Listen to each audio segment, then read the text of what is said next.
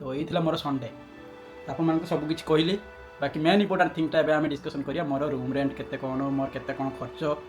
तो मोर ये room rent पाखापाखि मुझे दूसरी 25,000 मोर रूम रेंट मसकू।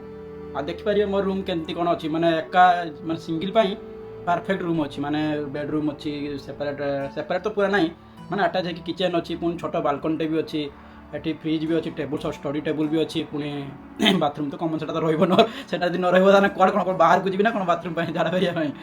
तो 25,000 ठीक ठाक माने सेंजेन्रे। तापर रहा मोर इलेक्ट्रिक बिल मोर मसकू आसे पाखापाखि 400 टका पाखापाखि आसे माने बहुत कम माने इंडियन मंडी पाखापाखि 400 टका पाखापाखि आसे।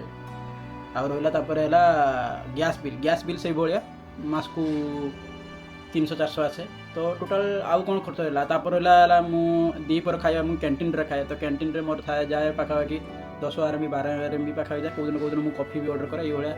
तो धरी नियंतु पाखापाखि 3,000 कि 4,000 टका धरी नियंतु मुझे कैंटीन रे खाए और धरी नियंतु टोटाल 30,000 होगा मोर खाइबा और ये होगा।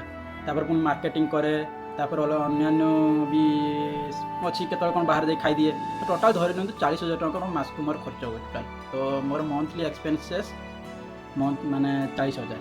तो 40,000 ठीक ठाक माने बाहर रहीबाटा 40,000 ठीक ठाक। एमती तुम्हें यदि बांग्लोर आउ दिल्ली मुंबई रो तुम मसकू निहाती तो 20,000 टका खर्च हो निहाती मत लगुच 15,000-20,000 टका पाखे खर्च होते मत लगुच जो मैंने भल मेन्टेन लाइफ स्टाइल मेन्टेन करते। जदि से ये रूम 2 जन 3 जन एडजस्ट कर रे तो खर्चटा ऑब्वियसली कमिज ना।